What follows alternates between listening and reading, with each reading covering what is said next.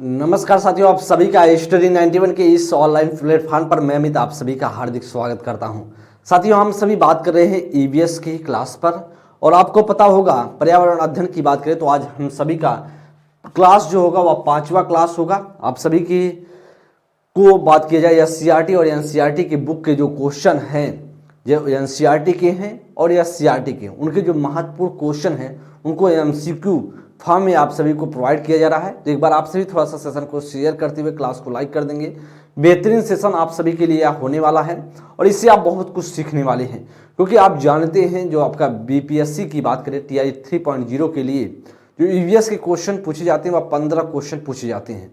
तो आपके लिए बहुत महत्वपूर्ण, क्योंकि आपके आयोग के द्वारा ही बोला गया है कि हम जो क्वेश्चन पूछते हैं वह एनसीईआरटी और एससीईआरटी को ध्यान में देकर क्वेश्चन को बनाया जाता है। तो पहला प्रश्न आप सभी की स्क्रीन पर क्वेश्चन को देखने का प्रयास करें, क्या इसमें से राइट आंसर बन सकता है। बेहतरीन क्वेश्चन है, इस प्रश्न को देखिएगा, क्या इसमें से राइट होगा।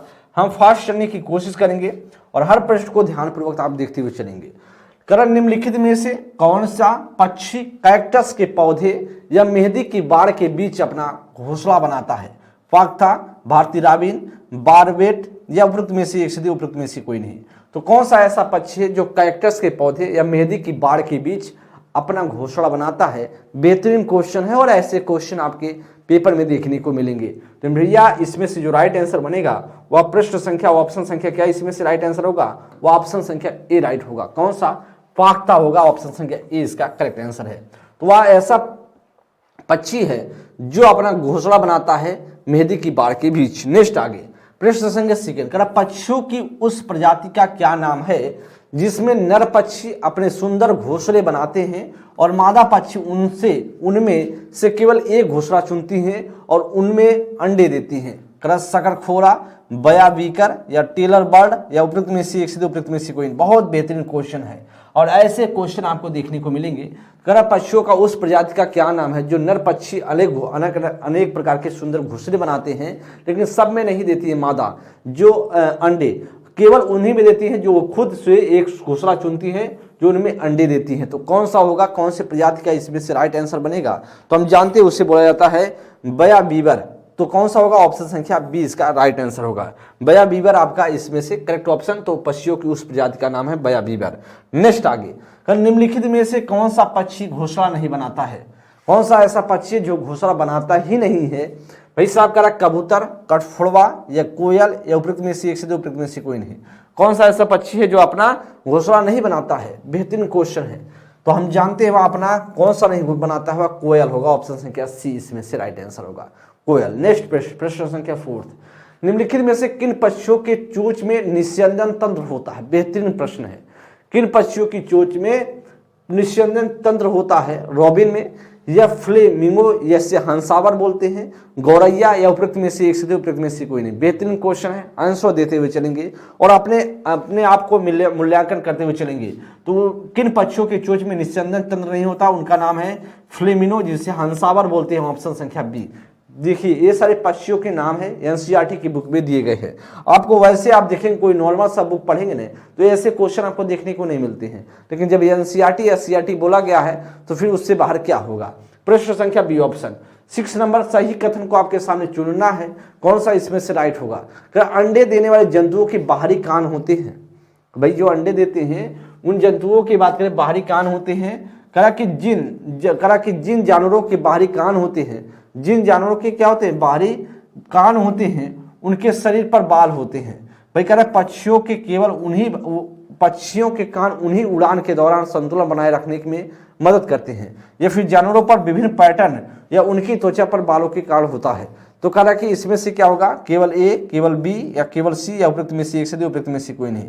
तो कौन सा इसका राइट ऑप्शन हो सकता है? प्रश्न संख्या 5 नंबर का बेहतरीन क्वेश्चन है। तो कह रहा है अंडे देने वाले जंतुओं के बाहरी कान होते हैं।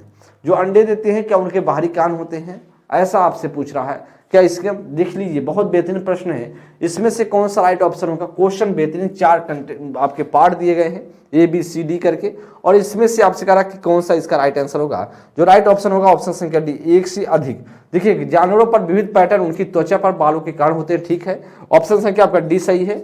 पक्षियों के कान उन्हें उड़ान के दौरान संतुलन बनाए रखने में मदद करते हैं, ऐसा नहीं है। जिन जानवरों के बाहरी कान होते हैं उनके शरीर पर बाल होते हैं, सही है, यह भी सही है। तो राइट आंसर क्या हो जाएगा? इसमें से 2 पैटर्न आपका सही है, ऑप्शन संख्या डी इसका राइट आंसर। कि आपको यहाँ पर फिल करना है, जंतु कीटों का वह समूह है, जंतु या कीटों का वह समूह जो अपने शरीर के अन्य सदस्यों को उनकी गंध से सूंघते हैं, ढूंढते हैं। बाज, पक्षी, चमगादड़, चील या चींटी, मधुमक्खी, रेशम कीट, रेशम की कीड़ी, चींटी या मधुमक्खी, या उपयुक्त में से एक से, उपयुक्त में से कोई नहीं। बेहतरीन क्वेश्चन है।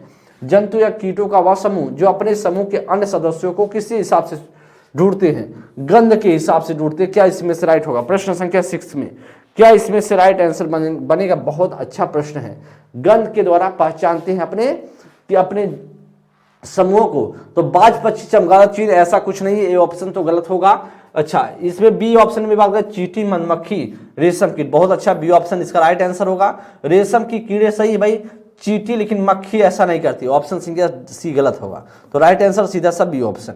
आगे चलेंगे, सौराष्ट्र, गुजरात और दक्षिण भारत में रंगोली, कढ़ाई और दीवार की सजावट में करक उपयोग किए जाने वाले डिजाइनों का क्या महत्व है? करक भाई, इनका उपयोग घरों को सजाने के लिए किया जाता है, या नका उपयोग, इनका उपयोग धन की प्रतीक, इनका उपयोग धन के प्रतीक के रूप में किया जाता है। वे सांप के नृत्य से प्रेरित हैं, यह उपयुक्त में से एक से, उपयुक्त में से कोई नहीं। प्रश्न संख्या 7 में क्या होगा? अच्छा प्रश्न है। 7 में कौन सा राइट आंसर होगा?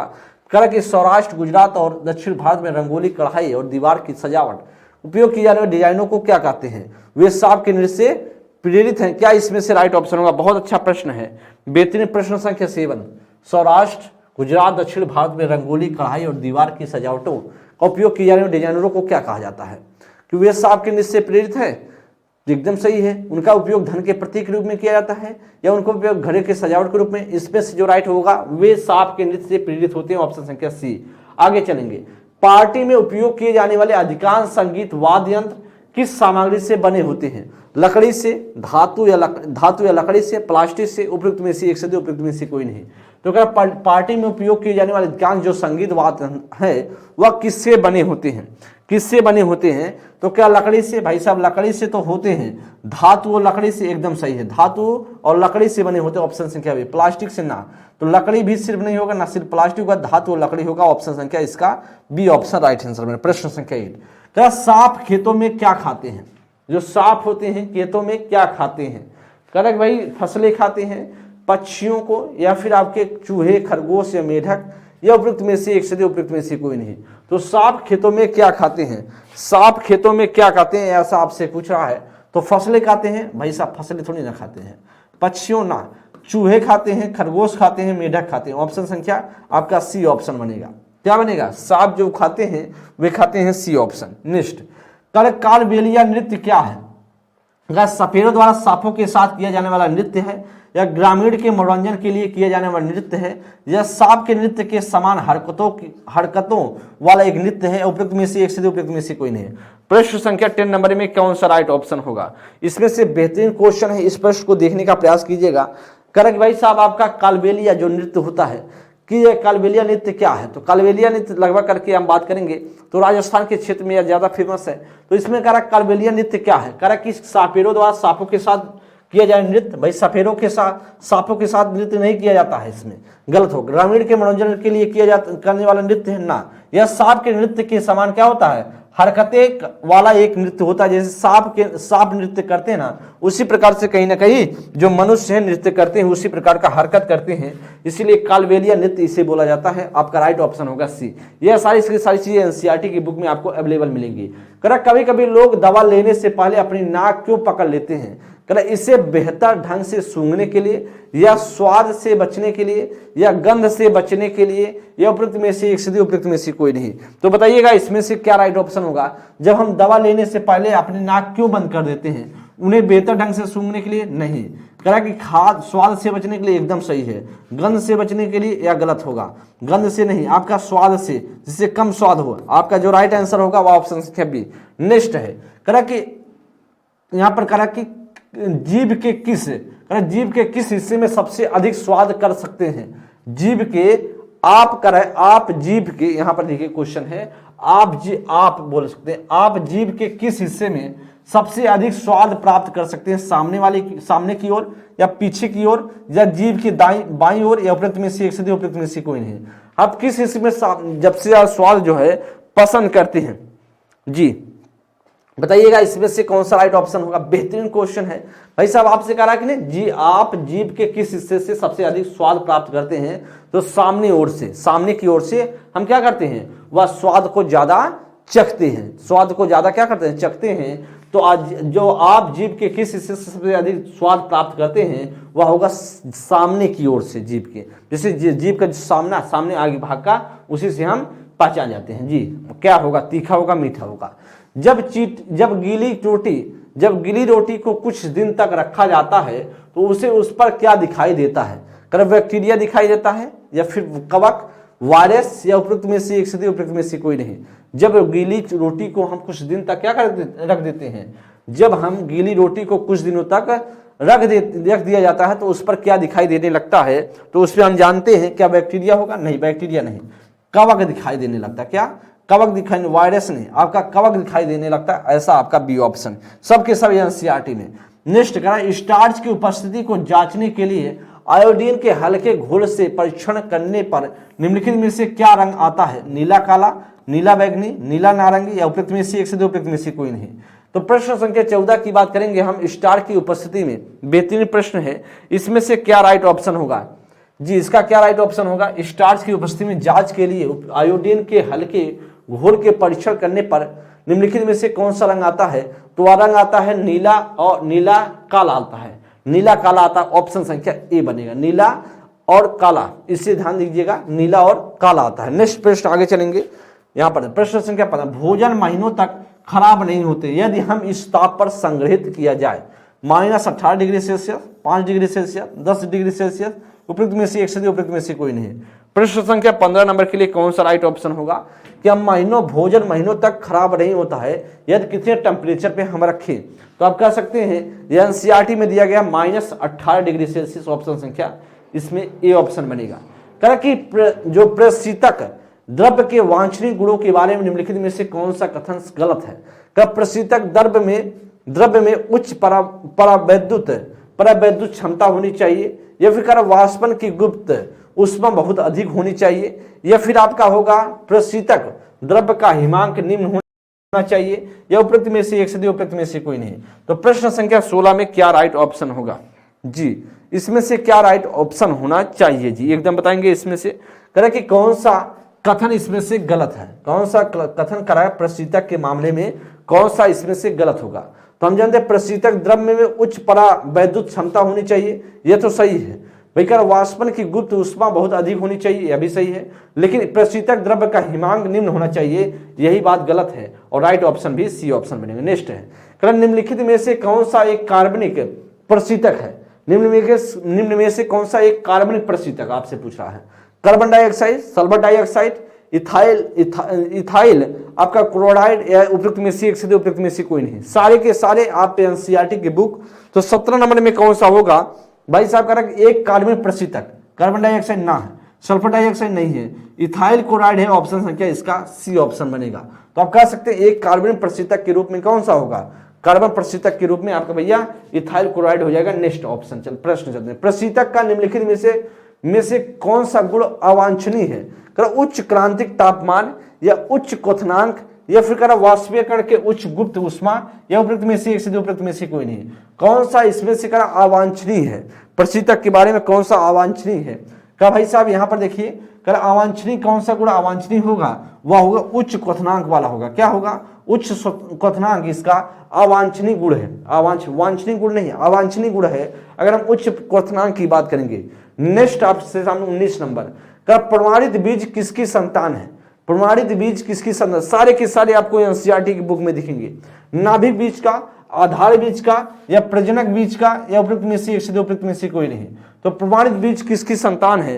तो प्रमाणित बीज किसकी संतान होगी?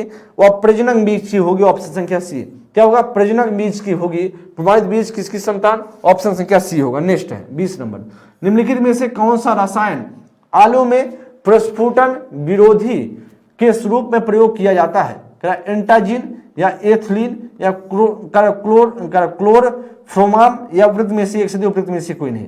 प्रश्न संख्या 20 नंबर का क्या राइट आंसर? बेहतरीन क्वेश्चन है, इससे आप लोग देखिएगा। रसायन आलू में कर रहा है, कौन सा रसायन आलू में प्रस्फुटन विरोधी के रूप में प्रयोग किया जाता है? बहुत अच्छा प्रश्न है और ऐसे ही आपके पेपर में देखने को क्वेश्चन मिलेंगे। उसमें क्या होगा आपका राइट आंसर? इसमें होगा आपका प्रोफाम होगा। इसमें से अगर हम विरोधी के रूप में प्रयोग किया जाता है तो क्लोरफ्रोफाम होगा। नेक्स्ट आगे, बीज प्रसुप्ति का संभावित कारण क्या हो सकता है? बीज प्रसुप्ति मतलब बीज का शांत होना का संभावित कारण क्या हो सकता है? ऑक्सीजन और पानी के लिए बीज कीट की पारंगम्यता या पर्याप्त सिंचाई, अपरिपक्व भ्रूण या उपयुक्त में से एक से उपयुक्त में से कोई नहीं। तो प्रश्न संख्या 21 का क्या होगा? प्रश्न संख्या 21 का जो बीज है और बीज की बात कर रहे हैं प्रस्फुटी मतलब प्रसुप्ति का मतलब शांत हो जाना, संभावित किसके कारण हो सकता है? वह अपरिपक्व भ्रूण के कारण होगा। जब अपरिपक्व रहेगा भ्रूण तो फिर ऐसा होगा कि बीज का शांत हो जाएगा, संभावित नहीं हो सकता है। नेक्स्ट 22 नंबर, एक संतृप्त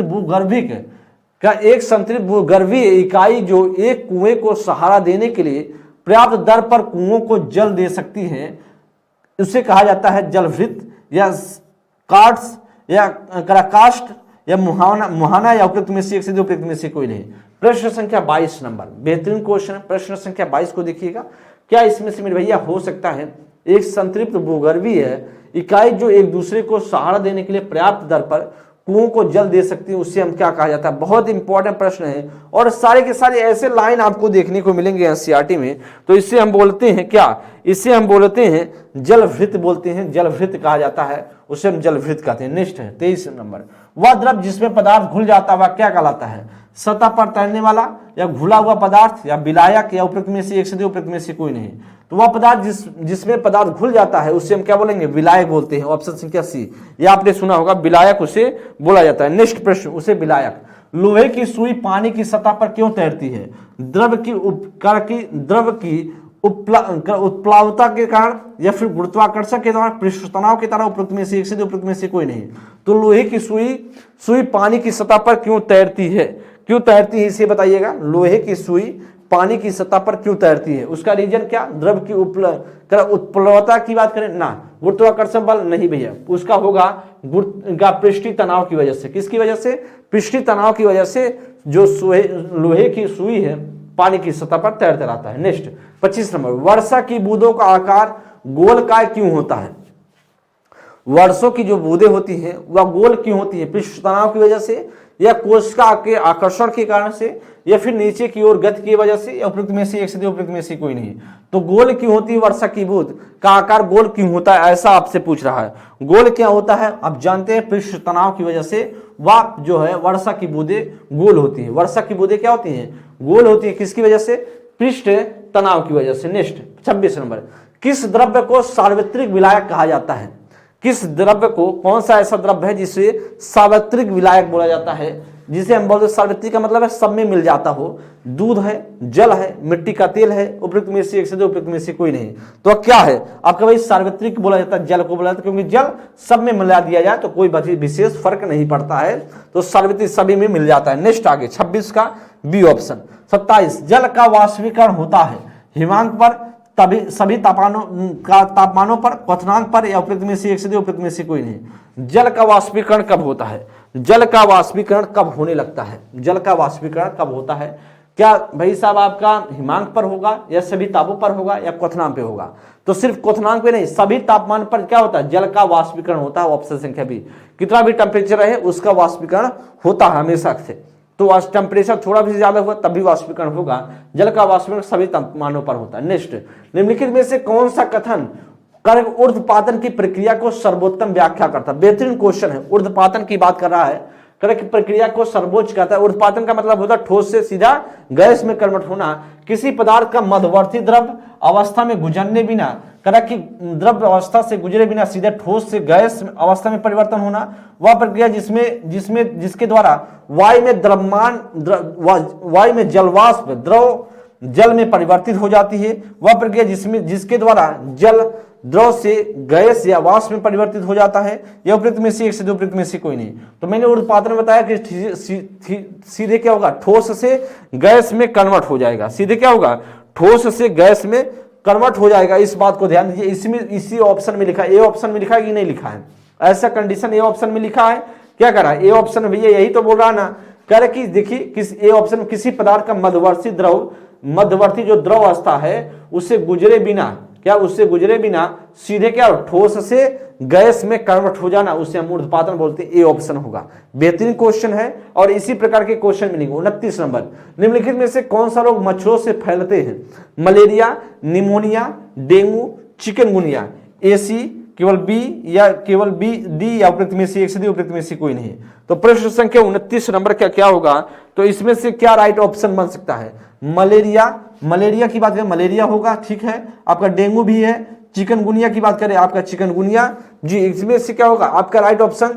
इसका राइट ऑप्शन होगा एक से अधिक। डी ऑप्शन बनेगा कि नहीं बनेगा? एकदम बनेगा।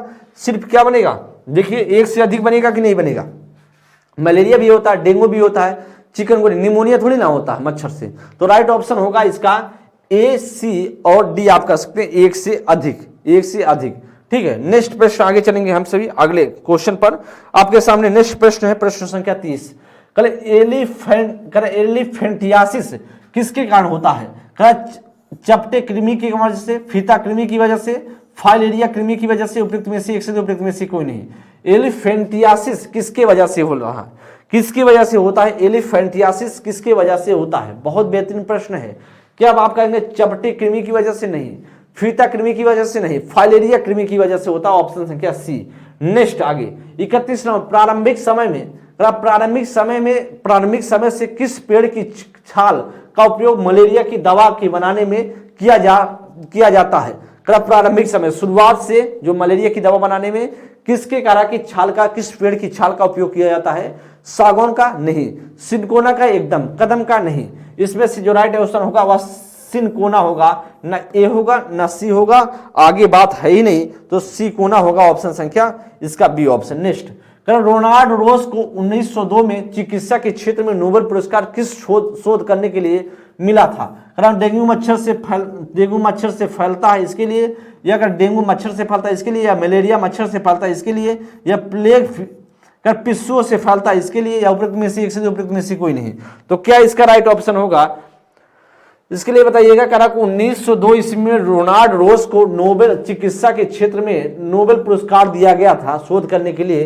क्या रीजन था, किसकी खोज के लिए उन्होंने पाए थे? मलेरिया मच्छर से फैलता है इसके लिए। मलेरिया क्या होता है? मच्छर से फैलता है, इसके लिए उन्हें नोबेल पुरस्कार दिया गया था। आगे हम चलते हैं। प्रश्न, नेहरू पर्वतारोहण संस्थान कहाँ है? नेहरू पर्वतारोहण संस्थान का यहाँ पर देखिएगा आपका क्या, आपका भाई साहब यहाँ पर क्वेश्चन मिस्टेक है। ए ऑप्शन टी थोड़ी ना होता है। उत्तरकाशी, धर्मशाला, दार्जिलिंग, या उपयुक्त में से एक से दो, उपयुक्त में से कोई नहीं। तो यहाँ पर कुछ नाम लिख दीजिए आप लिख दीजिए। यहाँ पर बात कर लेते हैं। यहाँ पर लिख दीजिए आप चमोली। क्या लिख देंगे? चमोली में, चमोली लिख दीजिए,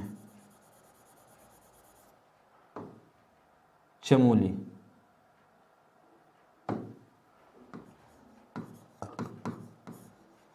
कला कि कहां पर है? नेहरू पर्वतारोहण संस्थान आपका कहां स्थित है? बेहतरीन प्रश्न है।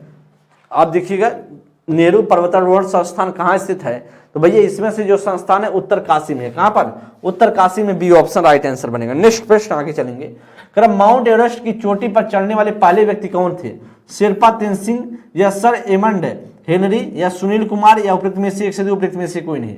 तो माउंट एवरेस्ट पर चढ़ने वाले पहले व्यक्ति का क्या नाम था? बेहद इंपॉर्टेंट है, इस बात को ध्यान दीजिए। आपसे कह रहा कि भाई साहब कि माउंट एवरेस्ट पर चोटी पर चढ़ने वाले पहले व्यक्ति का नाम है सर एमंड हेनरी। आपका बी ऑप्शन होगा। क्या? सर हेमंड हेनरी है इसका आपका राइट ऑप्शन होगा। माउंट एवरेस्ट की चोटी पर चढ़ने वाले पहले व्यक्ति।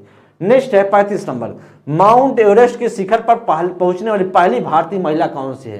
पहली भारतीय महिला आपसे पूछ रहा है, बछेंद्री पाल जी एकदम, प्रेमलता अग्रवाल नहीं, संतोष यादव, संतोष यादव की बात करें तो ऐसी हैं जो 2 बार चढ़ चुकी हैं, 2 बार भारत की ऐसी महिला हैं जो 2 बार चढ़ चुकी हैं, संतोष यादव। लेकिन आपसे कह रहा है कि शिखर पर चलने वाली पहली भारतीय आपसे पूछ रहा है ना, तो पहली भारतीय तो आपका होगा बछेंद्री पाल, बछेंद्री पाल आपका राइट ऑप्शन होगा। लेकिन आपसे कहे कि पर्वत माउंट एवरेस्ट पर चलने वाली 2 बार भारतीय कौन सी है महिला, तो फिर संतोष यादव कहेंगे। इस बात को आप लोग ध्यान दीजिएगा, पहले 35 का ये ऑप्शन। 36, विश्व की सबसे ऊंची चोटी कौन सी है? माउंट एवरेस्ट, कंचनजंगा, नंदा देवी, उपयुक्त में से एक से, उपयुक्त में से कोई नहीं। तो हम जानते हैं विश्व की सबसे ऊंची चोटी कौन सी है, वह भाई साहब माउंट एवरेस्ट है, ऑप्शन संख्या ए। ऑप्शन संख्या ए इसका राइट आंसर बनेगा। नेक्स्ट आगे चलेंगे। ओके, गोलकुंडा किला निम्नलिखित राजवंशों में से किसके शासन काल के दौरान बनाया गया था? मौर्य के, चालुक्य के, काकतीय वंश के, उपयुक्त में से एक से, उपयुक्त में से कोई नहीं। तो प्रश्न संख्या 37 में क्या होगा कि भाई गोलकुंडा जो किला है किसके शासन काल में यह किला बनवाया गया था? तो हम जानते हैं किला किसके शासन काल में, 37 का जो राइट ऑप्शन बनेगा भैया वह 37 का आप सीधा सा करेंगे, किसके शासन काल में बनवाया था? काकतीय वंश के समय बनवाया गया, ऑप्शन संख्या सी है। नेक्स्ट आगे करें, गोलकुंडा का किला किस शहर में स्थित है? हैदराबाद में, बेंगलुरु में, सिकंदराबाद में, उपयुक्त में से एक से, उपयुक्त में से कोई नहीं। गोलकुंडा का किला किस शहर में स्थित है? गोलकुंडा का किला किस शहर में स्थित है? हैदराबाद में स्थित है, ऑप्शन क्या ए। तो गोलकुंडा का किला हैदराबाद में स्थित है। नेक्स्ट आगे, गोलकुंडा किले में किस सम्राट की तोप रखी गई, तोप रखी हुई है? कुतुब शाही की, अबुल हसन की, औरंगजेब की, उपयुक्त में से एक से, उपयुक्त में से कोई नहीं। गोलकुंडा किले में किस सम्राट की तोप रखी गई है, ऐसा आपसे पूछ रहा है। किसकी तोप रखी गई है? बेहतरीन क्वेश्चन है, इसे बताने की कोशिश की। एनसीईआरटी के बुक्स में ये सारी की सारी चीजें दी गई है। गोलकुंडा किस जिले में किस सम्राट की तोप रखी गई है? तो औरंगजेब का रखा गया, ऑप्शन संख्या सी इसका बनेगा। नेक्स्ट आगे चलते हैं। गोलकुंडा किले की बाहरी दीवार में कितने बुर्ज हैं? 50, 30, 87, उपयुक्त में से एक से, उपयुक्त में से कोई नहीं। तो गोलकुंडा किले के बाहरी दीवार में कितने बुर्ज हैं आप बताएंगे, तो हम जानते हैं 87 है, ऑप्शन संख्या सी है। गोलकुंडा के की बात करेंगे इसमें 87 है। वर्ष 1687 में जब औरंगजेब ने गोलकुंडा के 1687 में जब औरंगजेब ने गोलकुंडा के किले पर कब्जा किया था, तब गोलकुंडा का शासक कौन था? अबुल हसन कुतुब शाह या सिकंदर आदिल शाह या शाइस्ता खान या उपयुक्त में से एक से, उपयुक्त में से कोई नहीं। प्रश्न संख्या 41 के लिए बताइएगा, प्रश्न संख्या 41 के लिए कौन सा होगा? तो जब कह रहा कि आपका 1687 ईस्वी में जो औरंगजेब इस पर आक्रमण किया, उस समय वहां का शासन कौन था? करेक्ट, किसका किला उस समय गोलकुंडा का शासक कौन था? तो शासक था भाई साहब अबुल हसन कुतुब शाह था, अबुल हसन कुतुब शाह था। आपका ए ऑप्शन 41 का ए ऑप्शन बनेगा। नेक्स्ट प्रश्न आगे 42 नंबर, गोलकुंडा राजवंश संतुलन की स्थापना किसने की थी? गोलकुंडा राजवंश सल्तनत की स्थापना किसने की थी? आदिल शाह या मोहम्मद गवाह या कुली कुतुब शाह या उपयुक्त में से एक से, उपयुक्त में से कोई नहीं। तो गोलकुंडा राजवंश की स्थापना किसने किया था? गोलकुंडा की अगर हम बात करेंगे तो किसके द्वारा इसकी स्थापना किया था भाई साहब, बताएंगे आप सभी, क्या इसमें से राइट होगा? या होगा गोलकुंडा राजवंश सल्तनत की स्थापना कुली कुतुब शाह ने किया था, कुली कुतुब शाह के द्वारा किया गया था। या आपकी एनसीईआरटी में हूबहू क्वेश्चन ऐसे दिए गए और फिर से एग्जाम में पूछेगा ना, ठीक है। 43 नंबर, चंद्रमा की अर्धचंद्राकार अवस्था का निम्नलिखित में से कौन सा कारण हो सकता है? देखिए हम देख पा रहे हैं आपको लगातार क्वेश्चन पे क्वेश्चन बताते चल रहे हैं, इस वजह से आप प्रैक्टिस लास्ट टाइम में आपको पढ़ना बहुत ज्यादा, आप कॉन्सेप्ट क्लियर मत कीजिए, आप इतना कीजिए कि आपको जितना आपके सामने क्वेश्चन आए वह आपके लिए महत्वपूर्ण। कॉन्सेप्ट क्लियर का मतलब यह मत समझिए कॉन्सेप्ट ही ना क्लियर है तो हम करेंगे क्या, इसका मतलब उद्देश्य नहीं। आपको बहुत ज्यादा नहीं पढ़ना है, लास्ट टाइम आपके अंतिम जो वीक चलता है ना, लास्ट के जो अंतिम वीक होता है पेपर का, उसमें सिर्फ रिकॉर्ड किया जाए, फटाफट आपके क्वेश्चन सामने से आते जाए और क्वेश्चन को आप जितना दिमाग से आप देखते जाएंगे उतना आपके लिए इंपॉर्टेंट बनेगा। तो कह चंद्रमा की अर्धचंद्राकार अवस्था का निम्नलिखित में से कौन सा कारण हो सकता है? कह चंद्रमा का केवल आधा भाग ही क्या होगा, प्रकाश को प्रतिबिंबित करने में सक्षम है, या चंद्रमा का आधा भाग प्रकाश को प्रतिबिंबित नहीं करता है, या कह चंद्रमा की कलाओं की पहली और आखिरी तिमाही में चंद्रमा का केवल आधा भाग ही प्रकाशित होता है, या उपयुक्त में से एक से, उपयुक्त में से कोई नहीं। ध्यान दीजिएगा इसमें से क्या राइट ऑप्शन होगा, क्या इसमें से राइट ऑप्शन होगा, ठीक है। तो हम जानते हैं चंद्रमा का अर्धचंद्राकार अवस्था का निम्नलिखित में से कौन सा कारण सही हो सकता है। चंद्रमा का केवल आधा भाग ही प्रकाश को प्रतिबिंबित करने में सक्षम होता है, ऐसा गलत है। तो चंद्रमा का आधा भाग प्रकाश को प्रतिबिंबित नहीं कर सकता है, भाई साहब गलत है। कहा कि चंद्रमा की कलाओं की पहली और आखिरी तिमाही में चंद्रमा का केवल आधा भाग ही प्रकाशित होता है। सही है, आप सही बता रहे हैं कि चंद्रमा की कलाओं की पहली और जो आखिरी तिमाही होती है, आखिरी क्या होती है, पहली और आखिरी तिमाही में चंद्रमा का केवल आधा भाग ही क्या करता है, प्रकाशित होता है। ऑप्शन संख्या आपका सी इसका राइट आंसर बनेगा। नेक्स्ट आगे, ओके। तो आप देखे होंगे ना, जब शुरुआत में और महीने के लास्ट में 2 बार अगर बात किया जाए तो आपका क्या होता है, पहले और तीसरे में, महीने की पहले और तीसरे की अगर बात करेंगे तो क्या होता है उसमें भाई साहब आपका शुरू में क्या होता है, शुरू में जैसे शुक्ल पक्ष और आपका कृष्ण पक्ष चलता है, तो शुक्ल पक्ष में 15 दिन जाएगा, तो शुरू से धीरे धीरे बढ़ता जाएगा, फिर एकदम खत्म हो जाएगा। फिर इसके बाद तो आधा आधा ही दिखता है ना, आधा आधा महीने में प्रकाशित करता है, 2 बार, पहले और तीसरे में। चंद्रमा की अवस्थाएं किसके द्वारा उत्पन्न होती हैं? पृथ्वी की घूर्णन की वजह से। चंद्रमा की जो अवस्थाएं हैं वह किसके द्वारा उत्पन्न होती है? चंद्रमा की घूर्णन की वजह से या पृथ्वी की घूर्णन की वजह से, पृथ्वी के परिक्रमण की वजह से, उपयुक्त में से एक से दो, उपयुक्त में से कोई नहीं। 44 नंबर का क्या होगा कि भाई साहब आपका पृथ्वी की अवस्था किसके द्वारा उत्पन्न होती है? पृथ्वी के घूर्णन की वजह से होती है। चंद्रमा की अवस्थाएं किसकी वजह से होती हैं? वह पृथ्वी के घूर्णन की वजह से होती है। नेक्स्ट आगे चलें, 45 नंबर। पूर्णतः दृश्यमान चंद्रमा का निम्नलिखित में से कौन सा नाम दिया गया है? भाई बेहतरीन क्वेश्चन है, इसे देखिएगा। पूर्णतः दृश्यमान चंद्रमा का निम्नलिखित में से कौन सा नाम दिया गया है? वर्धमान चांद, चांद, आधा चांद या पूर्ण चांद, उपयुक्त में से एक से दो, उपयुक्त में से कोई नहीं। 45 नंबर में क्या होगा?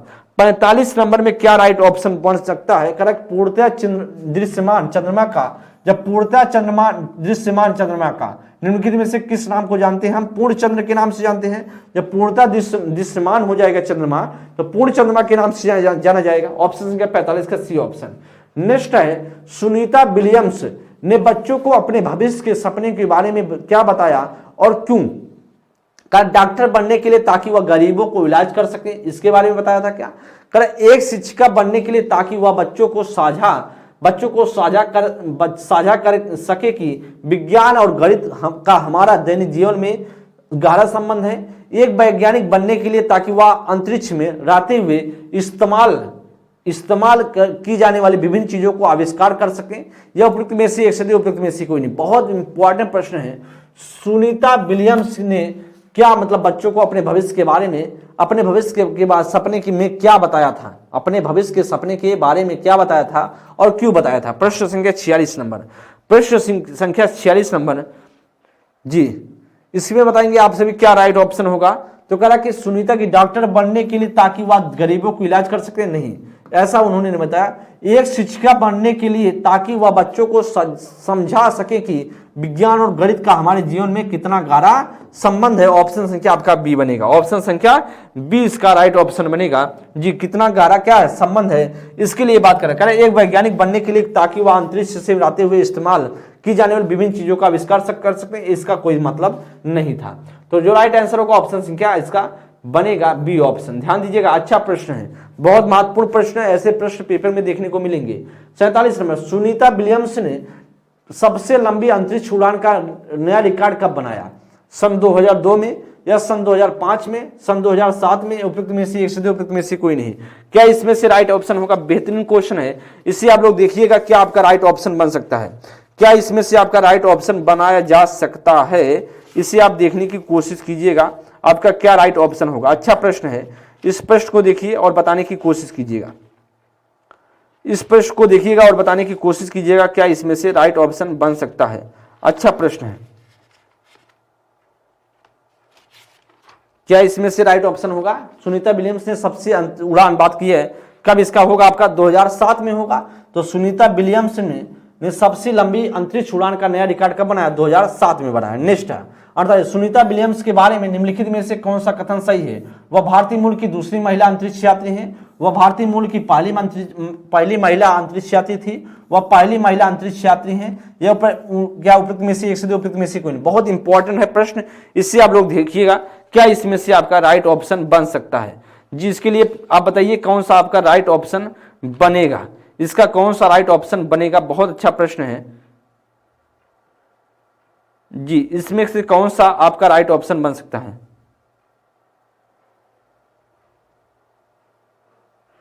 जी, इसका क्या राइट ऑप्शन होगा? अच्छा प्रश्न है, इससे आप लोग ध्यान दीजिएगा। कह रहा कि सुनीता विलियम्स के बारे में निम्नलिखित में से कौन सा कथन सही है? क्या वह पहली भारतीय वह भारतीय मूल की पहली दूसरी महिला अंतरिक्ष यात्री बनी है, ऐसा कुछ? या फिर वह भारतीय मूल की पहली महिला अंतरिक्ष, या वह पहली महिला अंतरिक्ष यात्री थी? क्या इसमें से होगा? तो भैया वह भारतीय मूल की दूसरी महिला अगर बात करेंगे तो एकदम सही है। क्या होगा? वह भारतीय मूल की दूसरी महिला अंतरिक्ष यात्री थी, ऑप्शन से क्या सही है। तो वह भारतीय मूल की पहली महिला अंतरिक्ष नहीं, पहली महिला अंतरिक्ष नहीं थी, वह पहली महिला अंतरिक्ष यात्री नहीं, तो आप कहेंगे वह भारतीय मूल की दूसरी महिला अंतरिक्ष यात्री थी। क्या थी? वह भारतीय मूल की दूसरी अंतरिक्ष यात्री महिला थी। आपका राइट ऑप्शन होगा 48 का 49 नंबर।